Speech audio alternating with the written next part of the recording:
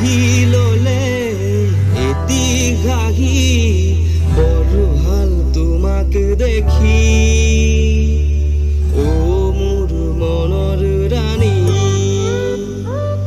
এপিয়লা মৰম দিয়া ডুবি যাওঁ মৰম নদী বুজি পাওঁ চকুৰ বাণী অকলে আহিবা যদি লঘোণ পাবানে আখৰি কথা দিয়া